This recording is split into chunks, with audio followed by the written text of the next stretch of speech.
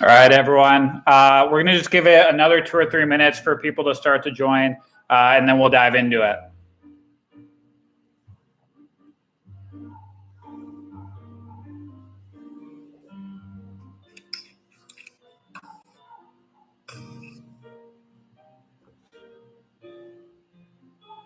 What's up, guys? What's up, Rohan? How's it going? I didn't know.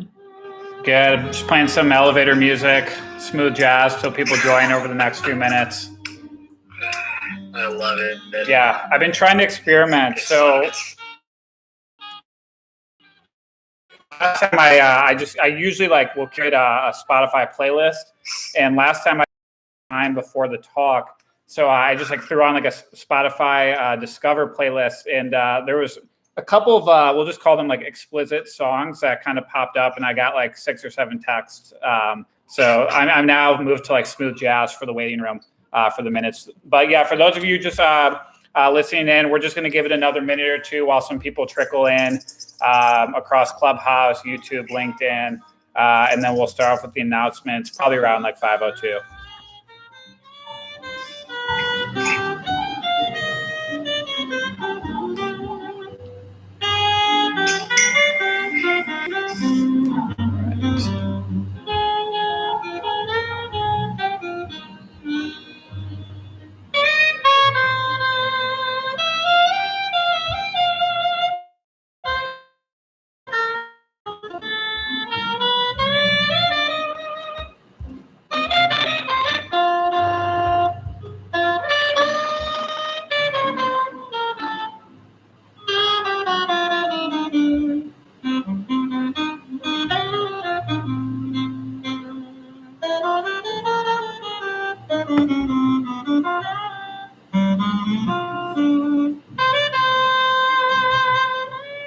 All right. I think we're going to just jump into it.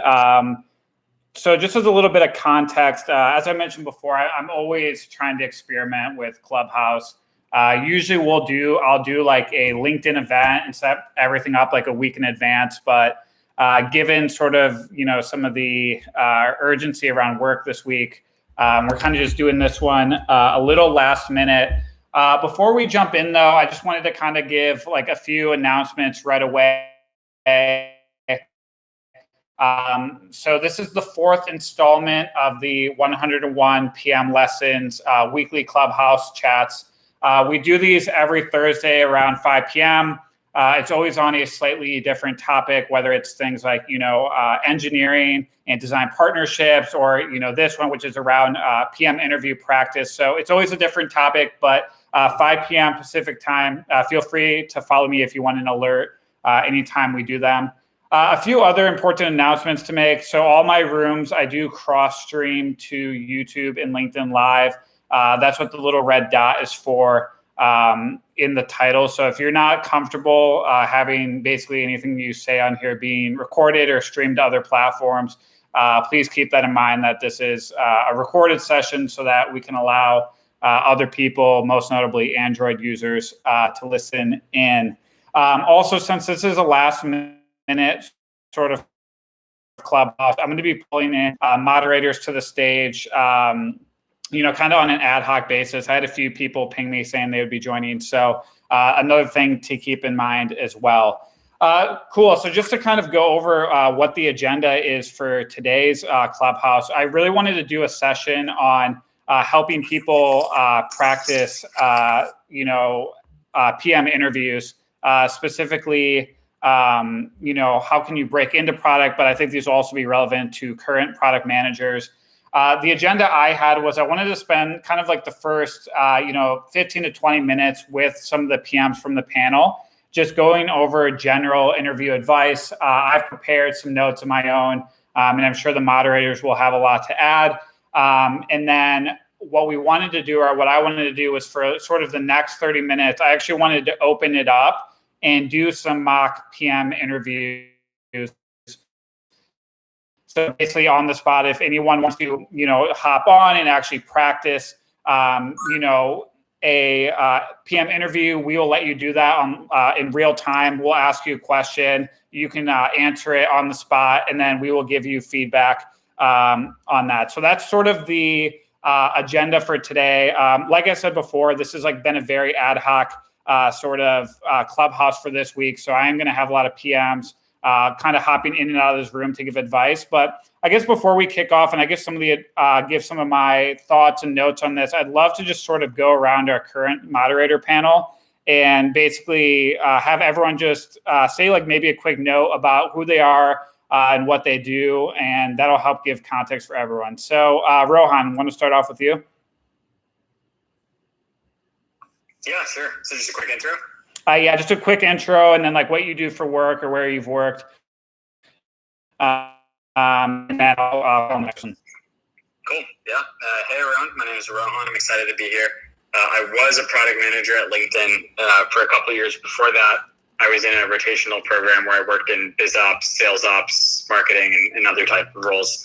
And I say was because I left LinkedIn last week. And right now I'm working on trying to come up with some ideas to start something. Awesome, Rohan. Yeah, we're excited for your next play, and it feels weird hearing you say, former PM at LinkedIn. But it's weird for me to say too. Yeah, but glad to have you on. And just as context, Rohan actually, not to do shameless promotion here, but Rohan does do a lot of coursework around in breaking into tech. So he's a really good person, I think, to have on here to give advice on how to practice for interviews and stuff. Next, I'm going to have Sydney. Do you want to give everyone a quick overview of your background? Sure. Thanks. Hey, this is actually my first actual Clubhouse, so welcome to me. So I've been a PM for around 6 years now, which feels much shorter. Also at LinkedIn, that's how I know Alex. But I've previously PM'd at Evernote and Disney, all kind of related to content stuff. So whether it's streaming or posting on LinkedIn. So excited to join this. Awesome. And we're excited to have you. If you have some first Clubhouse jitters, that's completely normal. I don't know why. It seems like it shouldn't be nerve-wracking, but I remember my first Clubhouse, I felt very awkward. So glad to have you on here. Virgil, you want to hop on next? Yeah, for sure. Apologies, that was super ad hoc, but hi everyone. My name is Virgil. I am an avid fan of Alex. Actually, that's how we know each other. I reached out to him a few years back, but I'm a junior product manager. I work on for Disney Plus and stuff. And then currently I'm working at HBO Max, focused on feature measurement and events instrumentation. Awesome. Thanks, Virgil. And appreciate you like hopping on sort of ad hoc here. Kind of cool to see a Disney connection. I don't know if Sydney and Virgil, you guys worked at Disney at the same time, but cool that you both have some roots there. And I'm always pinging Virgil about like my favorite HBO Max shows and stuff. So cool to have you on. Chris, you want to speak real quick? Yeah, hello everybody. My name's Chris.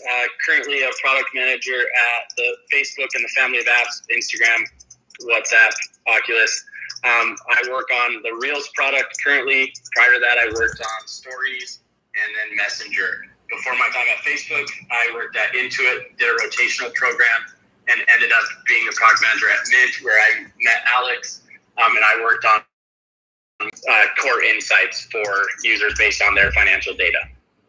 Awesome. And another ad hoc join, but always happy to have Chris join us and stuff. Side note, Rohan, I think you might be typing. Would you mind muting? Sorry. Sorry to call you out. Cool. And then we'll hand it over to Alex. I actually think, Alex, this is the first time we've like formally met, but nothing like a live Clubhouse room to get to know each other. But I've definitely followed some of your content online, and I know you focus a lot on this space. So would love to hear like a quick background from you, and I'm sure the audience would as well. Yeah, thanks very much, Alex. Thanks for inviting me. I just finished the workday, and my head is spinning a little bit. To be honest with you, I'm trying to take the kids out for a walk, but what I do is actually I help out folks with interview management, all the stuff. I've done hundreds of interviews with product management on my team and at Google, which is where I work now. I work in ads, in app ads specifically. Before I used to work in Play, Android, trust and safety, and before that mobile gaming space, and before that in offline. So a lot of experience with business and product management. And like you mentioned, Alex, yeah, I do have a YouTube channel talking about product management. So try to help out folks as much as I can, and would love to. Yeah, this is the first time we're going to be doing Clubhouse interview, so I'm definitely excited to see how that goes. Thank you very much for inviting me. Awesome. Yeah, thanks for joining last minute. So again, really excited for all of you in the audience. I think we got a great panel. I know I didn't know who was all going to join, so I just put PM interview practice with LinkedIn PM on here, but clearly we have representation from Google, Facebook, LinkedIn, whatever Rohan's building now, all these different places. So it's great to have everyone, and we'll have some more people. In fact, we have one last one, and I think this will be the last moderator intro before we go into the content. But Julia, do you want to give a quick intro to the audience yourself? Yeah. Hey, everyone. I'm Julia. I'm a product manager at LinkedIn, work with Alex and Sydney, and previously Rohan. I work on our Pages products, so helping brands build and drive their organic value to reach the largest audience of professionals, and have been a PM for just over 2 years. Excited to chat with y'all tonight. Awesome. Thanks for joining, Julia. So what I wanted to kind of do now is, like I said before, and for those that just joined, I figured we'd spend, sort of the next like 15, 20 minutes just kind of going over like general advice, on how to approach product management interviews. And I kind of have like some themes that I think we can focus on. And then what I wanted to do, live mock PM interviews. So we could have people from the audience, if you're interested in actually doing one, we'll open up hand raising. You can hop on stage, answer a question in real time, and get feedback. If no one wants to answer the questions, we can also do it amongst the panel just to give you all some exposure, because I feel like one of the best ways to prep for a PM interview is to actually watch others do it.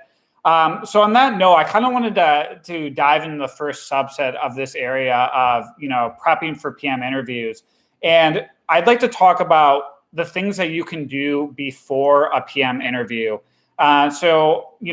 The way I see it, I kind of broke it down into a few areas. So one I saw was actually looking up the different PM resources that are available to you, whether it's websites like the pminterview.com, product management exercises.com, paid courses. I think that's definitely helpful. And the other thing I had was basically doing research around company, domain area, interviewers, looking up the person who's actually going to interview you and your background.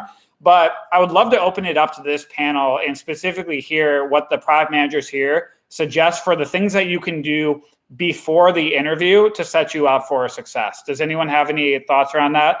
Feel free to just flash your mic if you want to say anything. Alex, go ahead.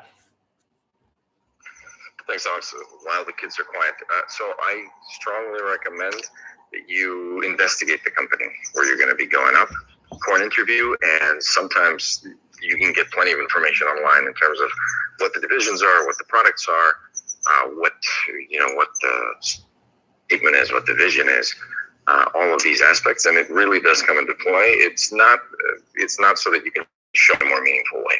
And I definitely recommend to do that.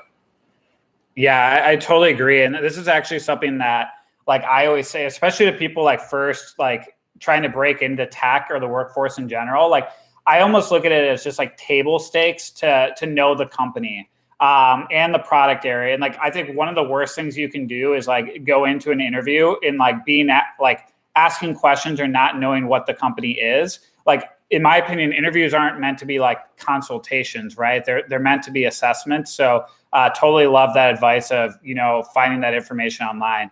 Does anyone else want to add on any things you can do before, Rohan? Yeah, I'll just lean in a bit more here. Just a heads up, I got to run in 15. But building on what Alex said, the way that I think about it is there's like 3 categories of questions you've got to master. One is company-specific questions and the nuance around why, in your point of view, especially if you guys are interviewing as product managers, having a sense of their strategy, the products that they've built, the direction they're going in, and having a point of view on what you think should be done if you were there. And in that category, I think it's probably worth writing at least a couple pages of notes and digging pretty deep in research for the companies that you are super, super passionate about joining. You don't have to do that for all of them. But if you're going into a company's interview that you want, let's say it's an on-site panel, and you have not deeply thought about this, you're just basically giving it up or gambling to other people. So the second category of questions is technical questions. And people tend to, there's 2 traps here. One is people tend to over-index on this as the only type of question they're going to get. And then the second is people will plateau pretty quickly on prep and kind of just do more cycles of case questions with their peers, but not focus on getting diligently better with every incremental questions like, how would you design X, Y, and Z, or how would you think about building or improving your favorite product? And there's a ton of resources out there to do that, but just be mindful of diligently getting better with every case. And you don't get credit for doing 50 or 100 cases. All that matters is you got better. And then the third category is behavioral questions. So this is like the infamous, tell me about yourself. Why do you want to work here? Tell me about a time you had to deal with conflict. So these tend to be under-prepped is what I've observed. And by spending a lot of time, so the last time I recruited a year and a half ago, I ended up spending 6 hours on tell me about yourself. I just couldn't get the narrative right. And I felt like I had an angle, but I just didn't feel good about it until I just practiced over and over and over again. And I finally got there. Now, was it worth 6 hours? I don't know. That's probably a little long. But I will say, like, it paid off a lot in the interviews. And, like, I had a really clear narrative that landed with people. So those are kind of like the 3 categories. I want you guys to think about it in some framework. That's one. And then just ask yourselves, where are you in terms of development on each one of those categories?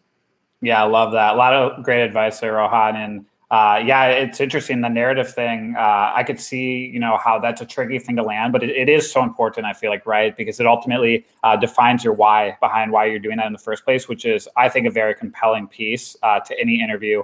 I think we have a question from the audience while someone was talking. So I'm going to bring up Anthony real quick to see if he wants to ask his question related to that.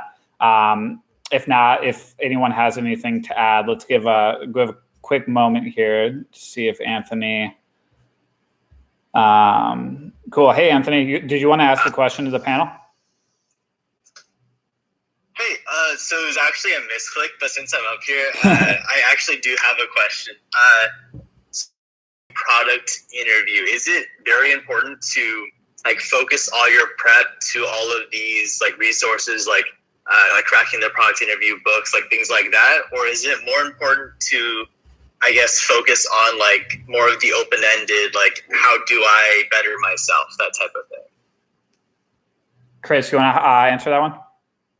Yeah, I think that's a fair question. I'm sure it varies a little bit company by company, but from my experience interviewing at Facebook and then participating as an interviewee at a number of companies in the Bay Area, I found that it's much more on how do you demonstrate your product capabilities and skill set through like the cases than the like behavioral fit questions. And it's important to be able to nail both and show self-awareness and like talk about experiences you've had in the past and how you could improve, and then actually on the cases, at least from my experience interviewing.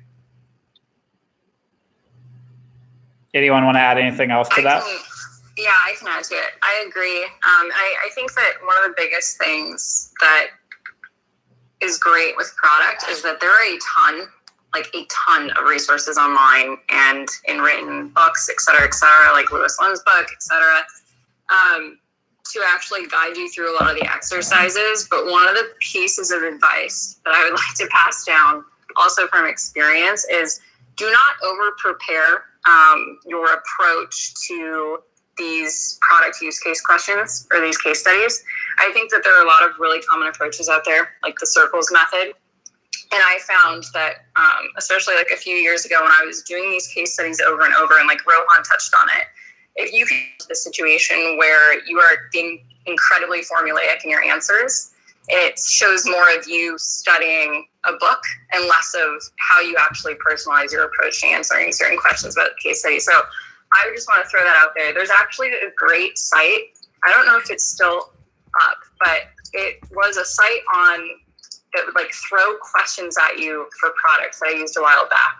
I think it's I just found it. It's the pminterview.com, and it'll throw case studies, et cetera, at you. And I would recommend that as well. If you want to kind of do both the case study practice and the behavioral stuff, this just pulls in product interview questions from a bunch of different companies, and it'll also time you. So hot tip, go to pminterview.com. That'll help as well.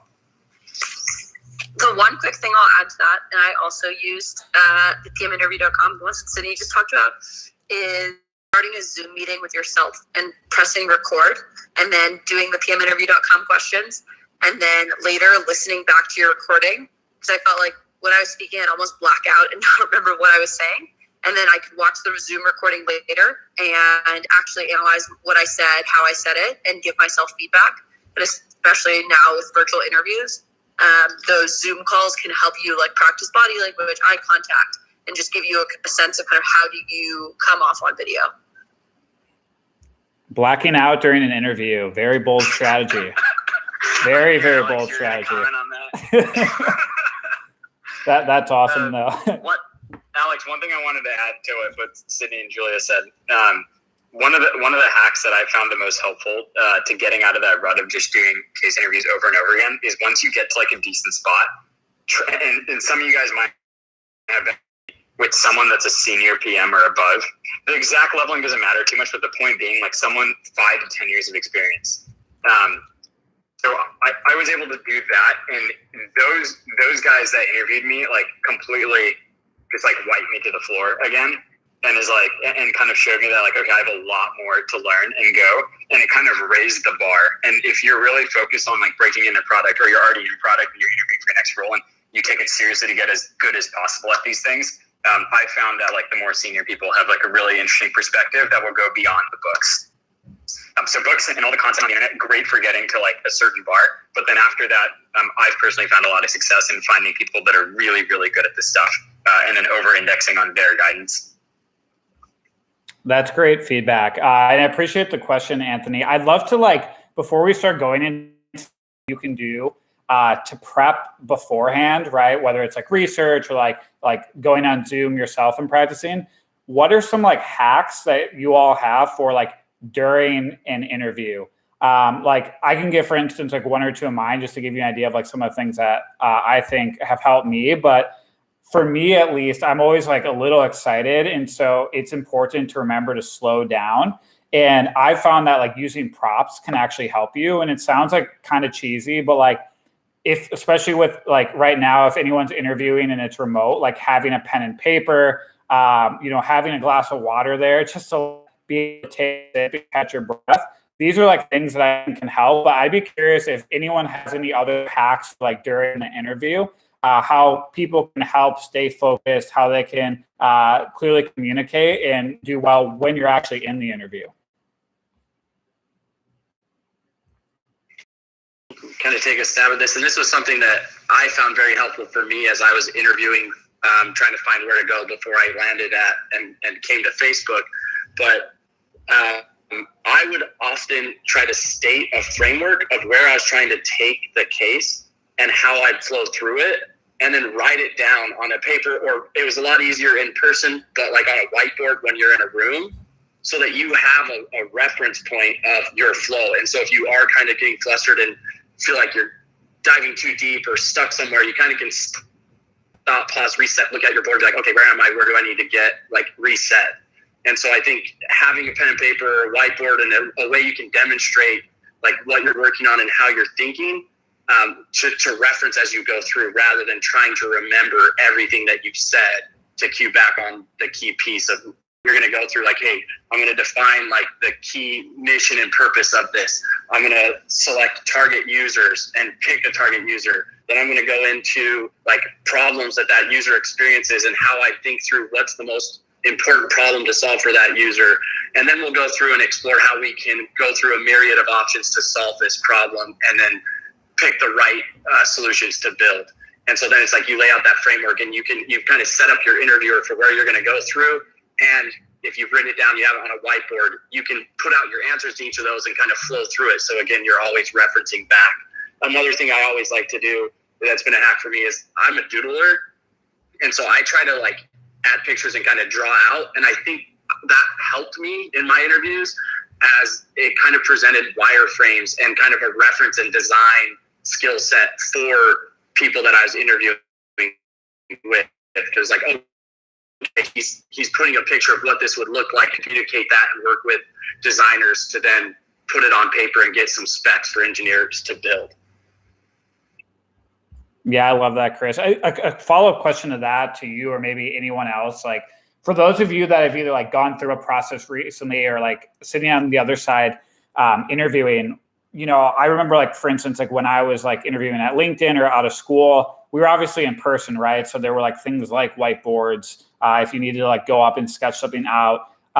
Has anyone seen any like good tips for like how you can sort of like, to Chris's point, if you're more of like a visual or like a doodle type person, how do you actually replicate that in this like remote world now? Like, is it like asking to share your like Zoom or like Google Hangouts screen? Is it like having like a notepad and like holding it up? Like, how do people fill that void right now? Or is anyone like seen or heard? That has other thoughts is, depending on what medium you're interviewing for, some of the video conferencing tools have whiteboards or like a blackboard that you can actually use, and then it's shared. And I've seen interviewers do that effectively.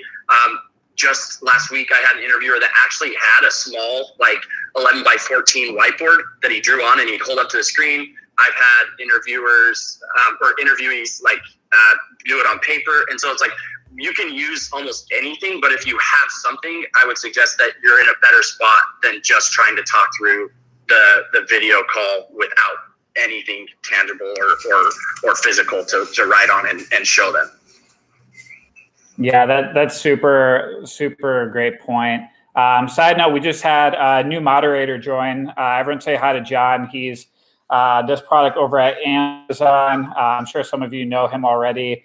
John, just to get you back up to speed, we've sort of been going through different phases of like interview prep. So what you can do before the interview, whether it's actually, doing research on the company or looking up mock interviews online, to even during the interview, discussing, ways in which interviewing in this remote environment, how you can replicate the in-person experience where you used to have, boards to draw on and stuff. Before we start to go into some mock interview questions and like open it up to either audience members to come in and try to answer the question, or to do it amongst the moderators. Does anyone want to add any final thoughts or advice on the interview process, either prepping for it or when you're in the middle of it, or even like any notes on after or anything? Does anyone want to get a last thought in or two before we go to some mock interviews?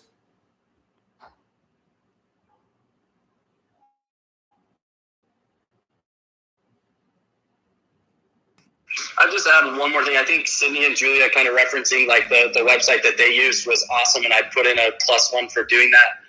Another one that I would plug is productmanagementexercises.com.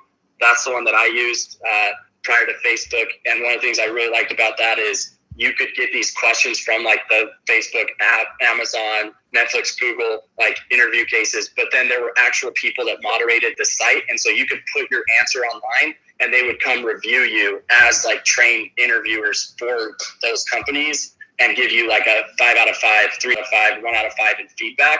And so that was really helpful for me, as it kind of helped me see where I was missing. And then if you do the things like the record the interview, like Julia talked about, you can get a lot of different accesses or a lot of different inputs on feedback and how to improve. And so there's a lot of options out there. So go find one that works for you, like managementexercises.com. Yeah, that's a great point. I actually have that up on my browser right now. And I think that's actually a good transition into, I think, some mock interview practice, which I think would be awesome opportunity for maybe some of the people in the audience to get involved. Before we hop into that, I think from company to company, the types of questions can vary slightly.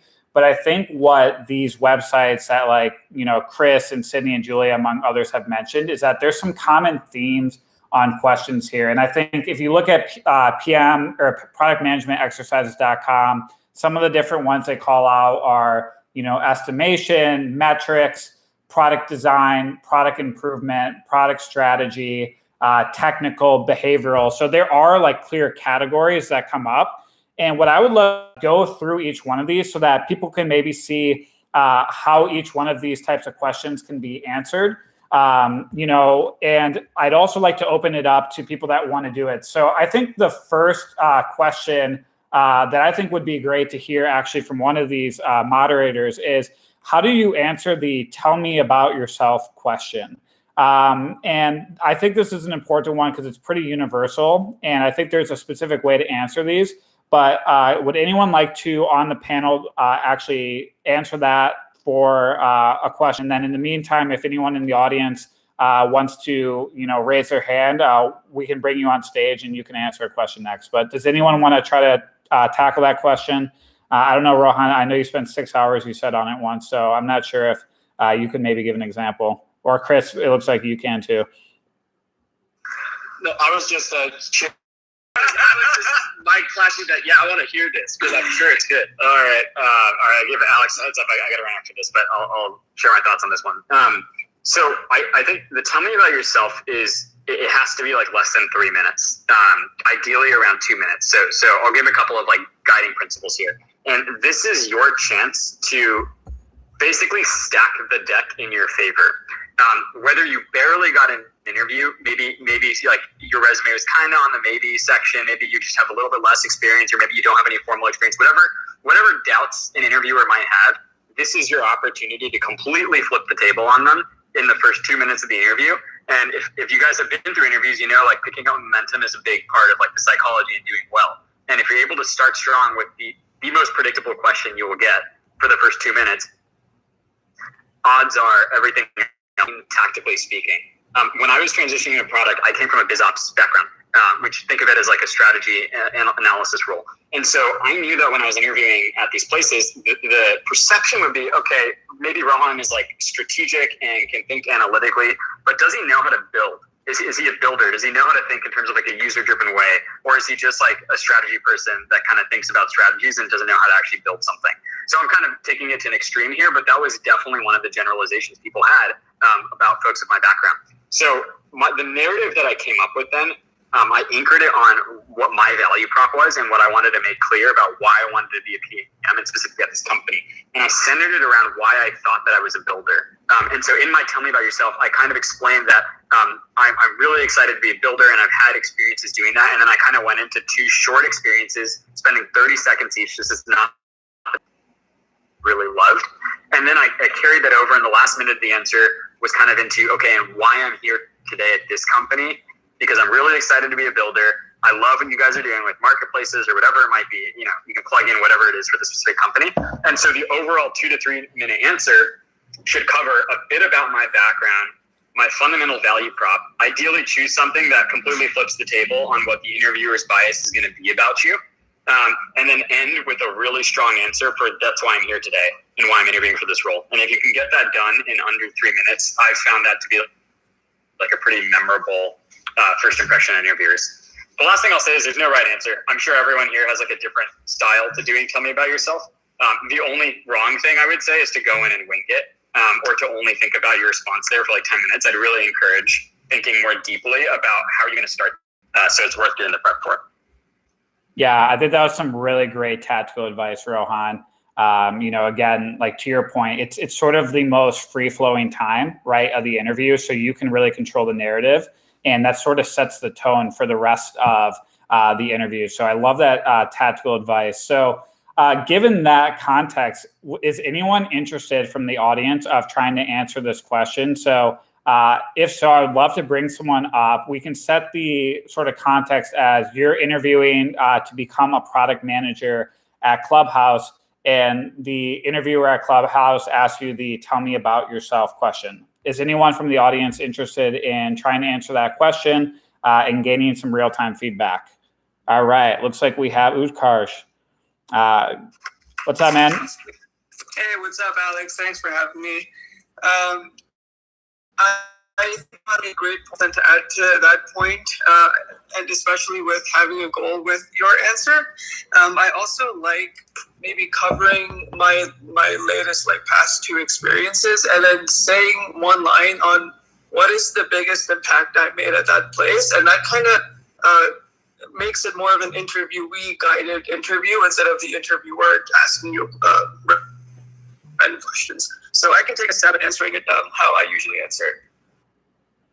Yeah, let's do it. So, Utkarsh, I see you're interested in joining, you know, Clubhouse as a product manager. Could you tell me a little bit about yourself and your sort of your career journey to get here?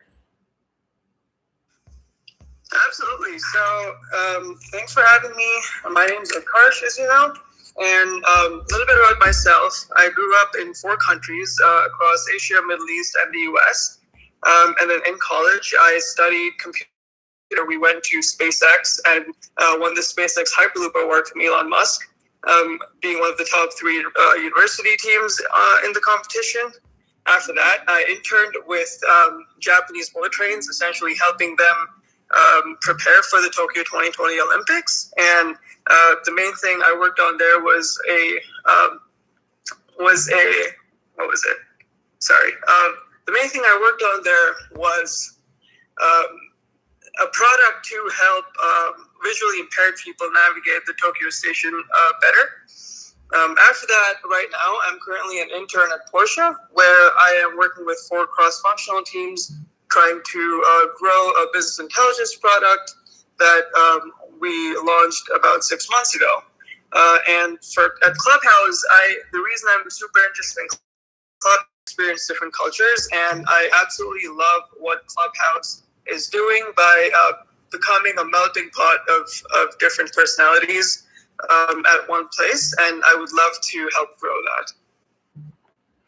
Awesome. First of all, you know, huge props for coming up and saying this in front of, you know, a large audience. I think that takes, you know, an absolute ton of confidence. And personally, I thought that was a great narrative. I'd love to give my feedback on why I thought it was good, but just to get the other panel involved, do any of the moderators want to maybe give feedback on that, just to get everyone else involved? Otherwise, happy to say what I thought was good about that too. Yeah, man. I can jump in. Thanks for providing the answer, man. It takes a lot of confidence to come up here. I think the answer is well structured. One would be presenting it as what you achieved is important in there. And there may not be a lot, maybe you're pretty early on in the career, but if there's something that you achieved that you can really articulate, it wasn't just that you worked on the Hyperloop team. It's that, we did X to Y, right? Here was the goal. I was most proud of this, and really are trying to articulate how your experience plugs in. Like, I'm most proud of these things, and I believe that by sharing these things, I can paint a picture of why I'm a great fit for some of the core bullet points, some of the core job description elements that have been called out, right? I think I can deliver value in this role from day one because of X and Y. Trying to make it tangible too. I think like your background is just like objectively impressive, right? But it's like, I think what John was harping on there too is like, I think results orientation is like very important in saying how you plug into those like really big projects, right? Because these are big companies. There's a lot of people, and the more you can like quantify it, the better. But I love the answer overall. So great job there. Awesome. So I would love to move on to sort of like a new category of like product questions here. And so I think sticking with the current format, I'll maybe say what the category is, and then I would love to hear someone on the moderator panel maybe give their advice for how to approach it. And then what we can do is if someone from the audience wants to come up, I'll ask another question. We can get feedback. So I think the next most common type of like product interview question I see a lot is this idea of around like product design questions. And basically that is things like, how do you design a bicycle renting app for tourists? Or, how would you design a consumer application for a scooter sharing business? So on the product design, do any of on stage have any advice for how you would specifically approach those types of questions?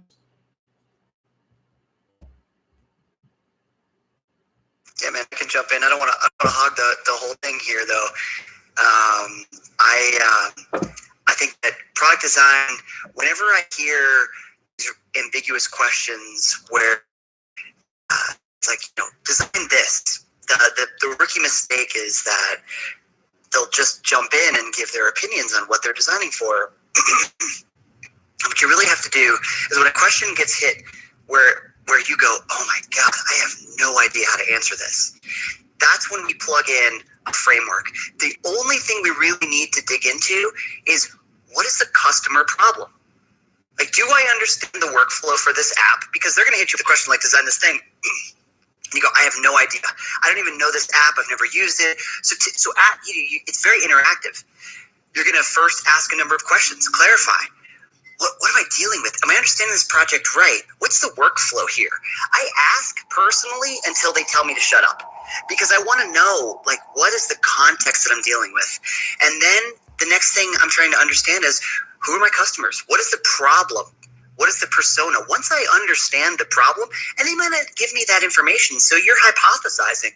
You're saying, I don't have a lot of data here.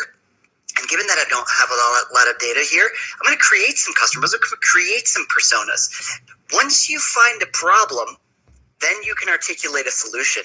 And that's ultimately what they're looking for. And it was really interesting when I was interviewing for Uber many moons ago, launched into, it needs these features, X and Y, and blah, blah, blah. Rookie mistake. First, I understand what is the problem. What I actually uncovered with the problem was that they didn't need a refrigerator at all. The problem was that they needed groceries delivered to them because they had an issue with going to the grocery store, picking out groceries. So it wound up being a voice-controlled app, not a refrigerator in the first place. Yeah, absolutely love that feedback. And I think you brought up the most important point, right? Which is like, it's not about diving straight into an answer. And I think that's where it's difficult, right? Like, especially if you're nervous and you're on the spot, I think there's probably like a tendency to want to sound like clever and like innovative. But really what that question is, right? It's about really understanding the user and the user problem.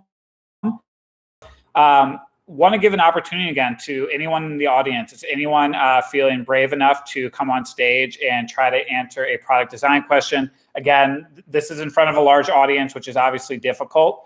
And if no one raises their hand, I'm happy to ask one of the moderators on stage. if they're feeling up to it. But anyone in the audience want to try to answer a product design question? All right, I'm not seeing any hand raises. Is anyone on the moderator panel feeling ambitious or confident enough to try one? On the spot, everybody's on the spot. We're like, oh no, I don't know, I don't want to do it. It is difficult. I totally understand. Anyone? Got one? Okay, there we go. Love it. Ukarsh, I love it, man. He's back. All right. Yeah. All right. Let's do it. Let's do it, bro. Okay, cool. So I'm gonna actually ask one, and I want to emphasize that there's like not necessarily like one right answer. You're not like being on the spot, like quizzed here, but well, you kind of are. But the idea here is just, again, it would be great to hear your high level thoughts, and then we collectively can discuss with each other for how we can all help improve these and help the audience. So the question I have, and this is a question that was asked at Google, apparently in an interview, is the following. How would you design a bicycle renting app for tourists? And feel free to ask any clarifying questions. Like I'll keep my mic unmuted as that's like part of the process. Okay, so first thing I'm going to ask is, how long do we have to answer this question?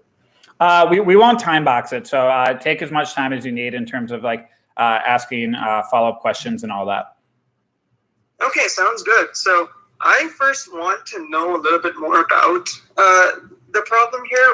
Why are we looking to design a bicycle renting app? Are we a bicycle renting company? Who are we? Yes, definitely. So we are a bicycle renting company.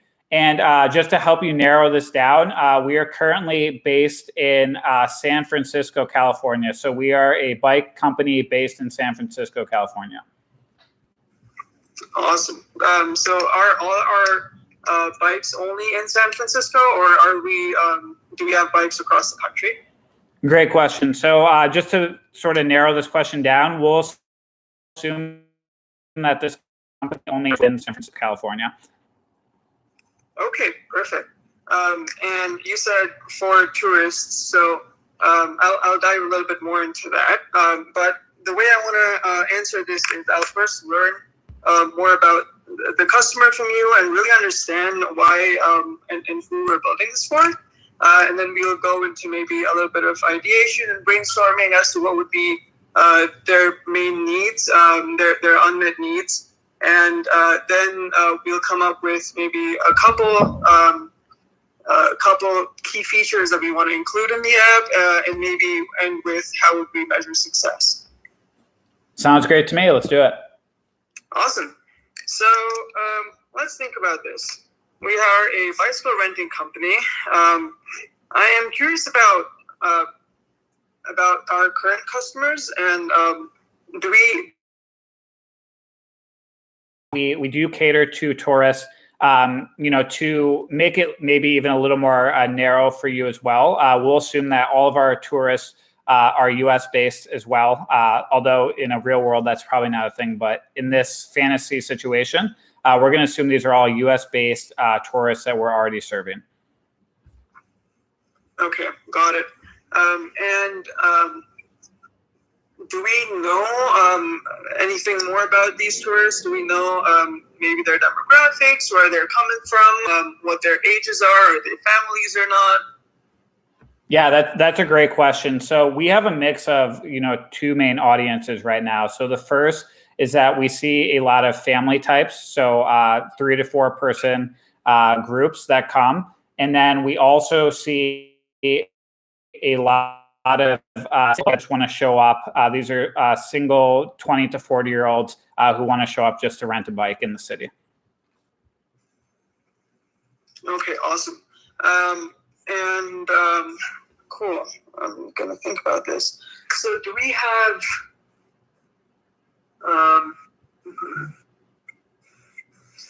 any information on if they if current single bikers or families, if they are using our bike service, or if they're using some sort of micromobility in San Francisco, or do they focus on using stuff like cars, like Ubers and Lyfts?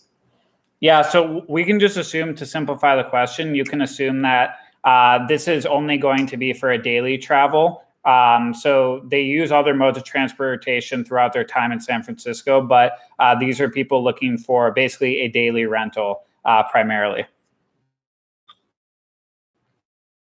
Okay, got it.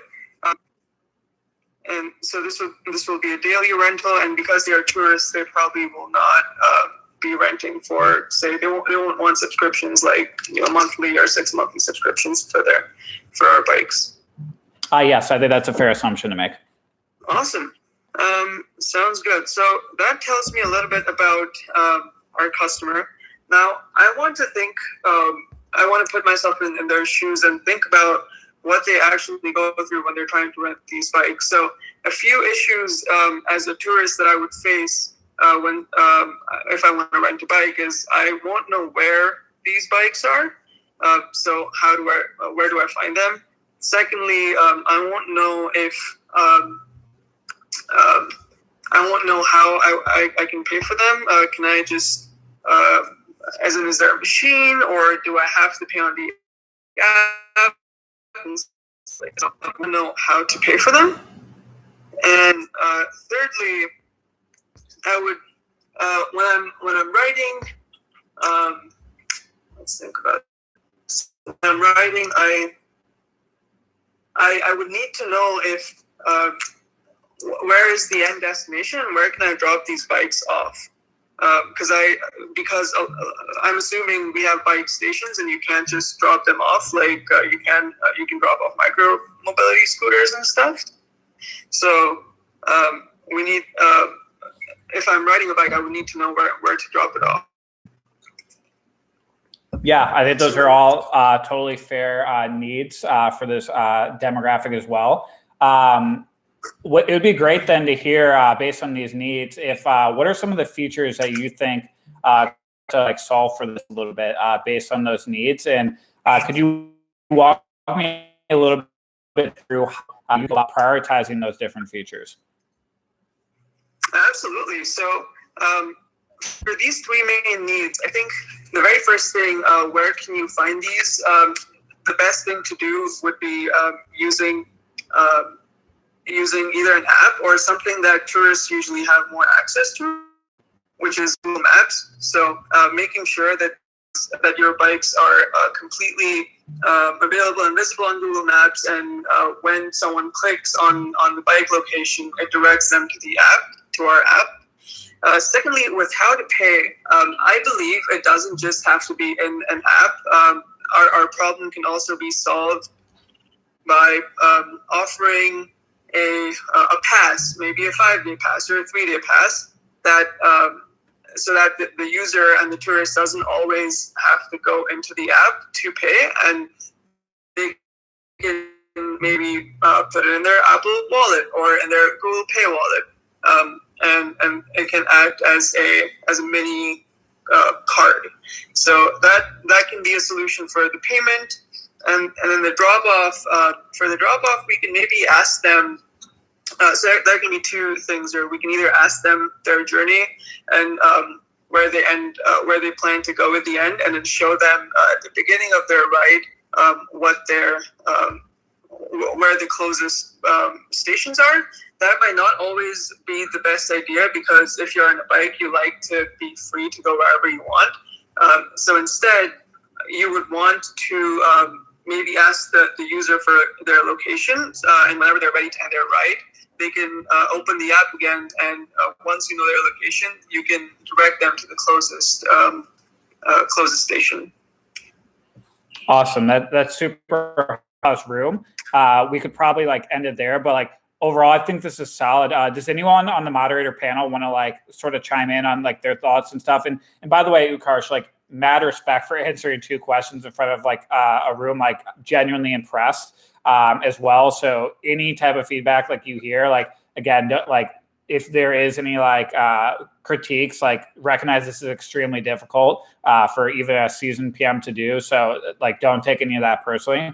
But does anyone on the moderator panel have thoughts on like approach and stuff like that now that we've done one live? John, you have feedback? Yeah, absolutely. So, mad props. I think that one thing that might help you in answering these and getting to a clear solution early on, kind of walking through personas, but understanding the actual problem statements, and then understanding the person, humanize it. Like Jane, a single 20-year-old individual who frequently needs to travel between X and Y destinations has a problem with X. And once you define those use cases as a problem and a persona, you're humanizing that, then you can say, I'm going to try to articulate and brainstorm on a number of problems. And I loved how you were always talking out loud. That's beautiful because when you're in a room with a number of PMs, we're brainstorming, we're thinking. This is how the process goes. We don't know the answers, right?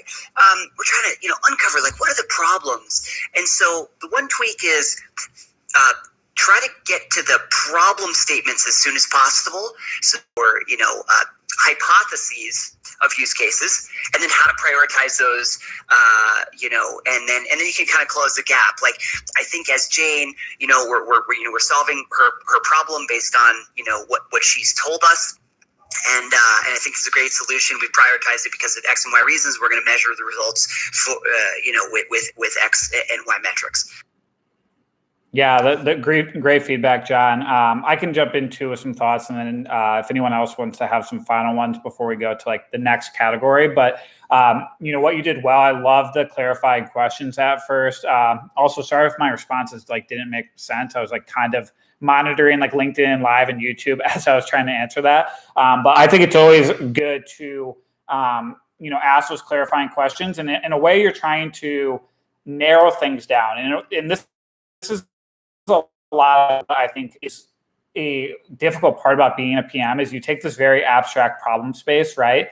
And throughout your job, you're trying to narrow that down more and more. And I think by asking those questions, it helps you do that. So I thought that was great. And also, +1 to John's point, which is you actually saying your thought process out loud. It's a really good hedge too, because it'll allow you to help control the interview and bring the interviewee along with you, because sometimes if you don't say it out loud and you go down some wrong path, it's like too late before they can help guide you. The only other last 1 or 2 things that I think could help, or at least have helped me in the past, is like I think setting some type of prioritization framework can help a little bit. So like maybe a prioritization framework around how you would go about, like once you've defined the needs, how do you stack rank those needs or problems for the users? And it can be something very simple as, the amount of utility / pain caused by it, times the number of people impacted, or something like that. And then doing a similar one for like maybe solutions at a high level. Like I would look at what the estimated lift is times impact or something of that nature. And the reason I think that helps is because if you think of building any product, right, like you can't build like every feature out of the gate. So being clear of like what your prioritization framework is, I think is like another unlock there. But overall, great response. Really appreciate you coming up, Utkarsh, and mad props to you. Cool. So would love to hop into maybe discussing another area in like how you can go about doing it. So one that I would love to talk about and get the sort of, input from the room would be one around product strategy. So basically, this is kind of, I think, up-leveling the product design question a little bit. Classic examples would be like, what should Airbnb strategy be during the COVID-19? The moderator panel have any tips or thoughts on how to approach product strategy type interview questions? I can speak a little to that one to kick us off. When it comes to product strategy questions, I think the 2 biggest pieces of advice I'd give here, the first one is really defining what is the mission or goal of the company. So if it was the Airbnb example that Alex talked about, really discussing and aligning with your interviewer on like what is Airbnb's mission, like what are they seeking to achieve, and that at least gives you a level playing field and alignment with your interviewer on kind of what you should be optimizing for. And then the second one is clarifying questions around what strategy is this? Are we starting Airbnb today? How long term of a strategy is it? Are there any like headwinds we should consider, and really understanding what are the confines for the strategy that you're working within? And I use those to really set expectations. One, of what's the mission. Two, what are the confines of the strategy and what are the expectations? So that way you can really be set up for success before diving into the actual strategy question. Yeah, well said, Julia. Alex, it looked like, you had something to add too. Do you want to add on to that? Yeah, just wanted to add a couple things. Don't have the energy to dive into a whole answer here, Alex. I don't know how many of the other PMs in the speaker feel the same way, but right. but also just just want to say to the audience that if you want to jump in and ask any questions or try your hand at an answer, don't worry about it. This is obviously, these forums are super supportive, and obviously, let us know like where you are in the journey, or where if you so yeah, we're happy to listen to your story. And then in terms of strategy, I think it is spot on. Like, start with the mission. Super important, because sometimes the mission will include things like the company's DNA. Like, I like to ask about Netflix a lot of times, and I definitely want people to be aware of the fact that Netflix carries its own baggage with it. Like, it revolutionized itself 3 times, and so it's very much part of its DNA. And then you tie in the vision with what the company, of course, who the customer, and what the problems are, as John articulated, and you're going to have great foundation for things to build on. And then I would recommend have some sort of a framework. Like, I use the 5 C's framework, but really anything that works for you, where you're able to systematically go through effectively all there is to cover, like the big areas, in some meaningful way. Like in 5 minutes, 5 to 10 minutes, you can effectively go through everything there is to talk about from a high level that has to do with that company, with its customers, with the partners, and with the potential competitors. What are other folks doing? What are other companies doing? And then also tie it together with geopolitical climate, the environment, the actual things that are happening, things that are coming up in the near future, scientific, technological changes. You've got to have a way where you, on your note sheet or wherever you're tracking, you basically give yourself these, look, I'm going to go through these 5 or 6 areas.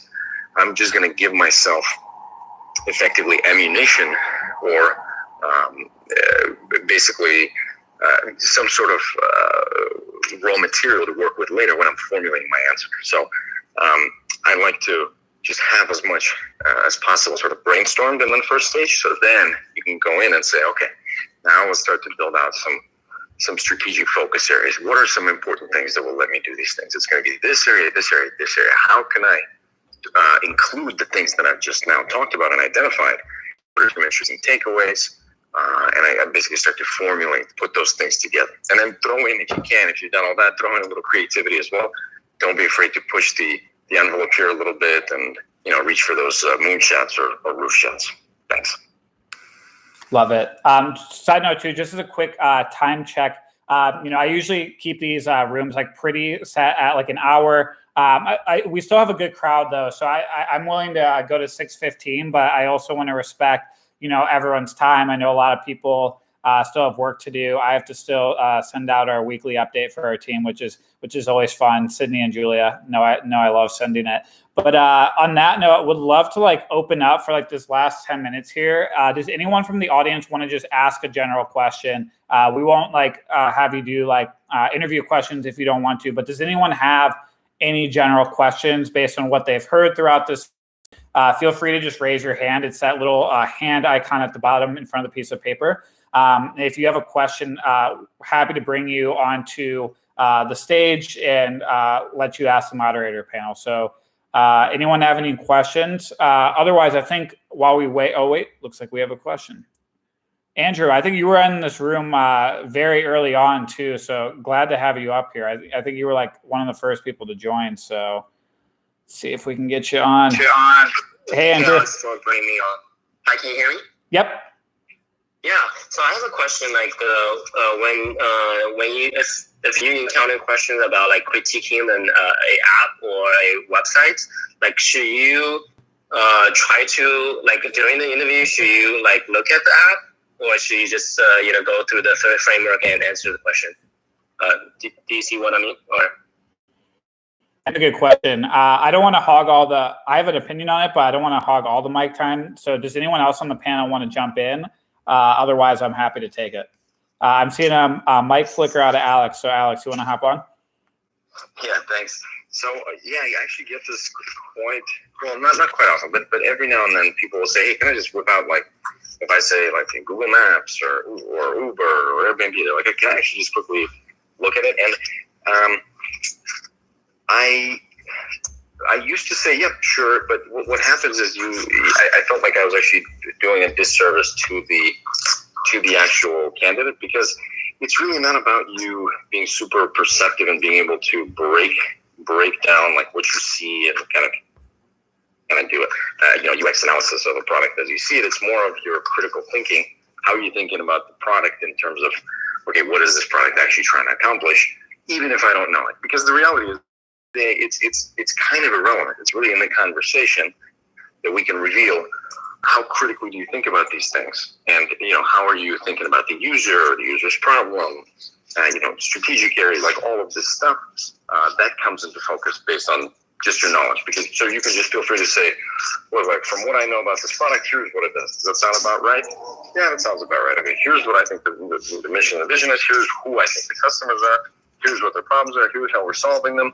Now let me go through it and identify your structure for how you're going to think about analyzing the design, and kind of go from there. That would be my recommendation. got it. Thanks. Yeah, Thank you so great much. question. Chris, do you want to add on to that too? Yeah, I like what Alex said there. I'm sure a lot of different interviewers will have different responses, and some will let you and be a fan of that, and others will be like, hey, no. A lot of different respond to it. And I think there's like great, good, and maybe not so good responses, but be open. And so like I as an interviewer have a responsibility to not set you up to fail in a way that doesn't measure your product management skill set. And so if I ask about an app that you have no familiarity with, I don't think there's anything wrong with saying, hey, you know what? Actually, I'm not familiar with that app at all. And then that's maybe like an okay or a good answer, and I should be able to adjust it and find one that you at least know enough about. I think where you get into good and great answers is like, hey, I'm not too familiar with that. A good answer would be like, could you give me some guidance on what I should know, and then I can respond accordingly. And then like a great answer is like controlling and taking the narrative of like, hey, you know what? I'm not very familiar with that app. I haven't used it. It sounds like it's this, and this. Are these assumptions correct? If so, I can give you an answer based off of that. If not, what do I know? And then if your interviewer can't give you right guidance, like that's kind of them being a bad interviewer at that point, in my opinion. Yeah, totally great point, Chris. And I guess like the key nugget I got there was, don't be afraid to like say you don't know a product, because that sort of defeats the purpose, right? If you don't even have any ground to stand on. But great question, Andrew. I think we have time for one last question.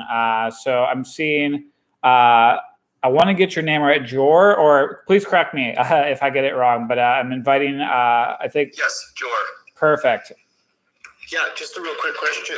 What are some go-tos when you get stuck? Like you're in an estimation question and you just get stuck. What's some good recovery? Yeah, that's a great question, and I'll open up with an initial thought that I kind of like alluded to like earlier. I think having some like props with you does help, and it sounds cheesy, but when you're in the zone and like you're trying to interview, it's very easy to get like caught up and like anxious, right? And forget to slow down.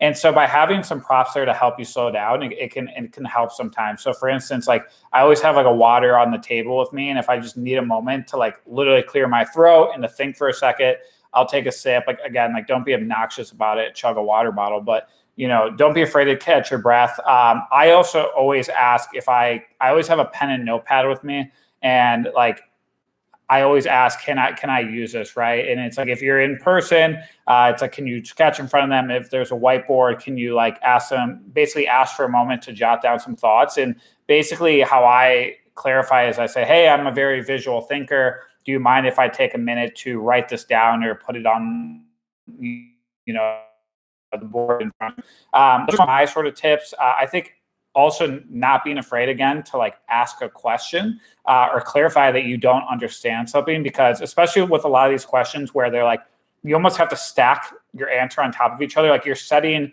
a framework and trying to get down to solutions, but you're making assumptions along the way. So don't be afraid to ask and pressure test your assumptions or like clarify things. But curious to hear if anyone else on the panel has any thoughts on how to approach that. Yeah, man. So I think that sometimes when I get stuck, I will, you just kind of keep talking out loud. You're walking through your thought process. Okay, you're going back, and as you're writing these things down, okay, so the core problem that we're solving is this, and then you're asking another question, right? Even if you're like, you're not sure,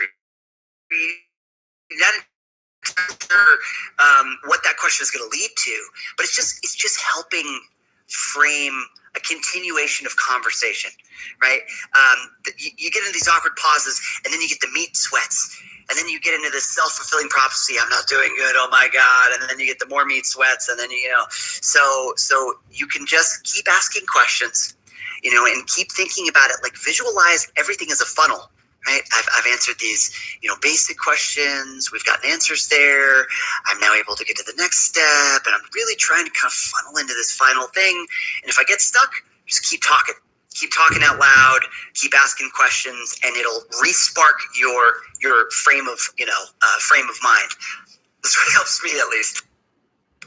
Yeah, I mean, actually, this happened in my LinkedIn interview 2 years ago with the person that hired me, who is no longer, he was actually in the audience for a while, is that the approach may not be correct. So we had a whiteboard. So again, this is like a little different, I think, obviously right now with everything being virtual, but literally going over your assumptions again, reframing the question, doing anything like everyone just said to kind of take some time to talk it through with yourself and your interviewer.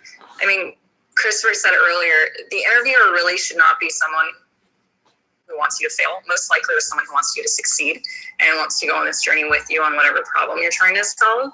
So include your interviewer if you want to. Say, I'm going to go over some of the assumptions again and make sure that we're going down the right path, et cetera, et cetera.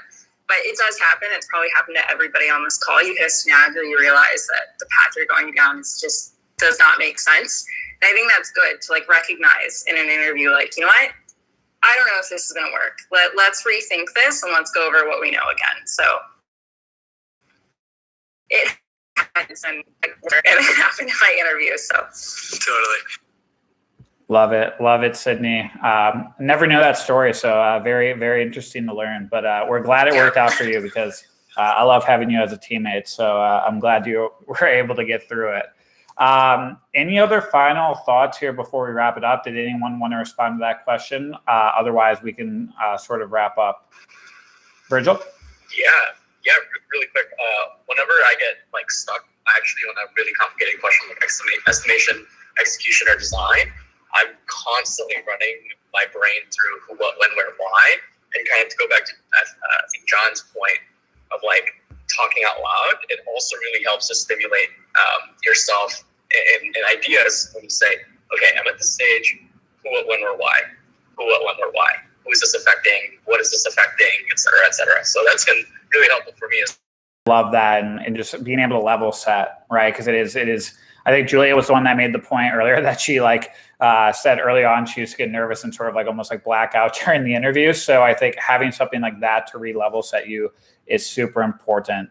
Awesome question, Jor. Appreciate it. Oh shit. Sorry, did not mean to swear, everyone. I kicked him off the stage like right as he was about. All right, go ahead, Jor. That's cool. Sorry, I just wanted to share one of the things that Alex did share with me one time, and he said, "Worst comes to worst, stop and say, okay, let's think about the user. What about the user?" And I always thought that was a good one as well. Thank you. Sorry. Yeah, great point. Awesome. So we're around 6:15 now, and like I said, I like to keep them, around like an hour 15. just to, make it easier and stuff. But, before we conclude, I just wanted to end on a few thoughts. First of all, thank you to all the moderators that hopped on. Everyone that hopped on as a moderator today was completely ad hoc. I usually plan the Clubhouses way in advance, and it was just such a busy week that I was like, you know what, I'm going to do the room. I'm sure I'll have plenty of PM friends that hop on. So everyone that was on earlier and to all of you on here now, thank you so much. Everyone appreciates it. If you're in the audience, feel free to follow everyone on the stage. These are all, super impressive people and product managers, and they all put out a lot of great content. So highly recommend following them.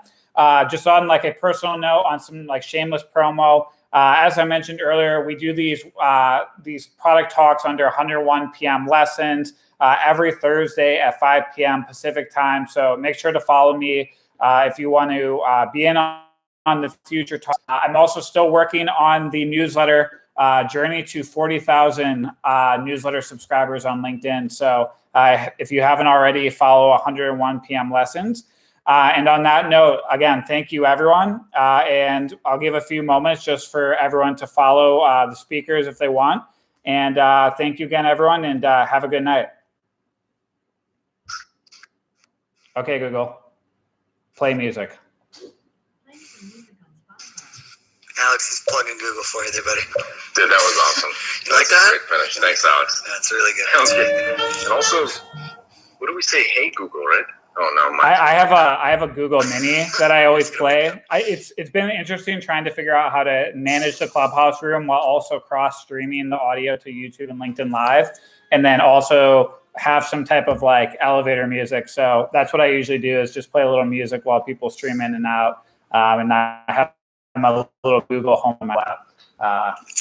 But well, thanks everyone. Like I said, I'll leave the room open just for another minute or two if people want to follow, and then we'll do this again sometime soon. Thanks, Alex. Thanks very much for putting it together. And nice elevator. Alex. Beautiful elevator music. Thanks, Alex.